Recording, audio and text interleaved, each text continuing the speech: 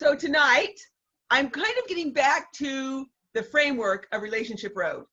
And I realize that a lot of you have never really learned Relationship Road or what it is or what it's about. And it's really a framework for spiritual and emotional health. And on Relationship Road, you can know anytime where you are.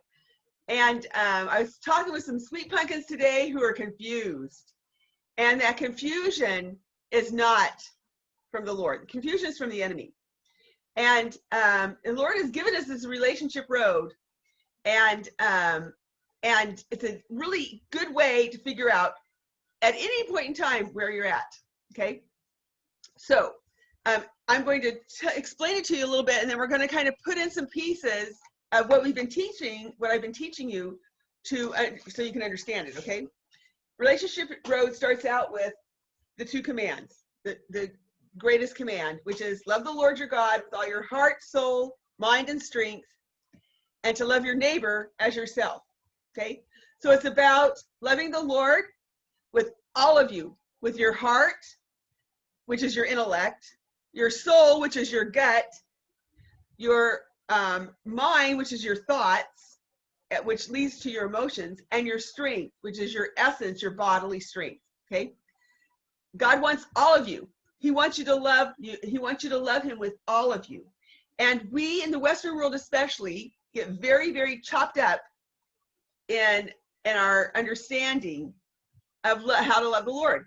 A lot of times we can be really spiritually mature in understanding how to love the Lord and very emotionally messed up or mixed up.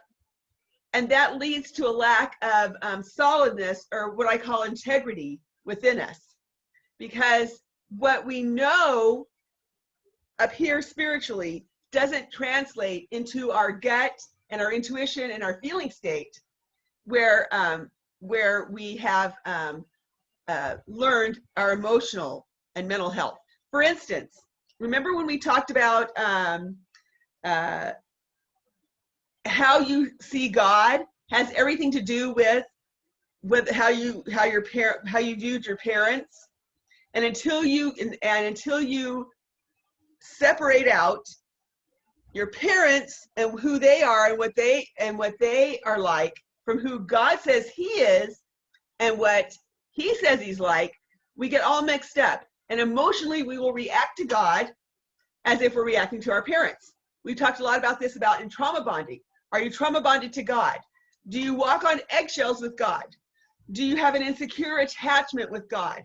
Are you afraid that he's going to be mad at you because you haven't talked to him all day? Or do you avoid him, run to him, and run from him?